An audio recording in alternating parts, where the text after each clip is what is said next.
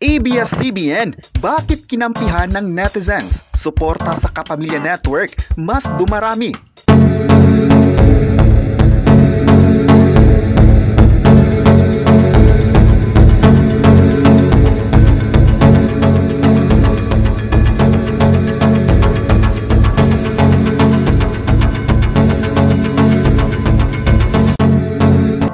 Ngayong araw, mainit pa rin ang usapin sa pagsuspende sa sikat na noontime program ng ABS-CBN na It's Showtime. Maalalang naglabas ng isang statement ang MTRCB na magkakaroon ng suspension ang programa ng 12 days. Ngunit sa intrigang ito, bigla itong kinatigan ng netizens. Ayon pa ng netizens, wala raw mali sa naganap sa It's Showtime kaya susuportahan nila ito. Sa paglabas nga ng statement ay biglang trending sa Twitter ang hashtag It's Showtime, hashtag Lala Soto at hashtag MTRCB.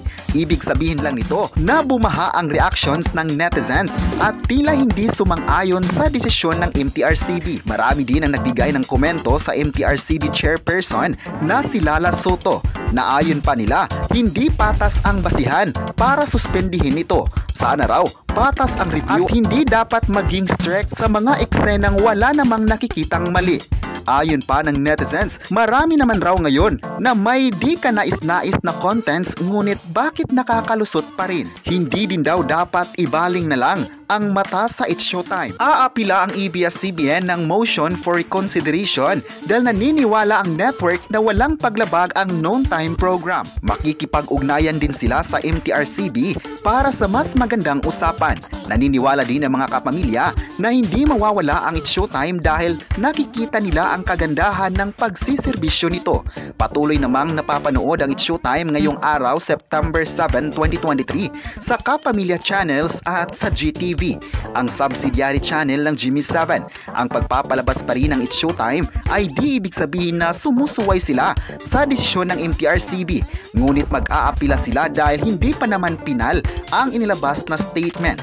Umaasa din ang It's Showtime na magiging okay din ang lahat. Ayon pa ng netizens, kahit anumang pagsubok ang dinaanan ng ABS-CBN, patuloy pa rin silang sumusuporta at ipapakita ang pagmamahal nito. Patuloy na lumakas ang ABS-CBN at patuloy ang pagbubuo ng di kalibreng content sa buong mundo. Kinilala ang ABS-CBN sa media giant na tinangkilik kahit wala na itong prangkisa.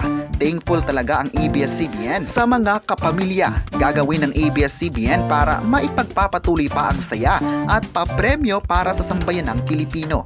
Abangan na lang ang susunod pang updates mga kapamilya. Kayo, ano ang masabi nyo na patuloy pa rin sinusuportahan ng netizens ang ABS-CBN? I-comment na kung mahal nyo ba ang Kapamilya Network at huwag kalimutang i-subscribe ang ating YouTube channel.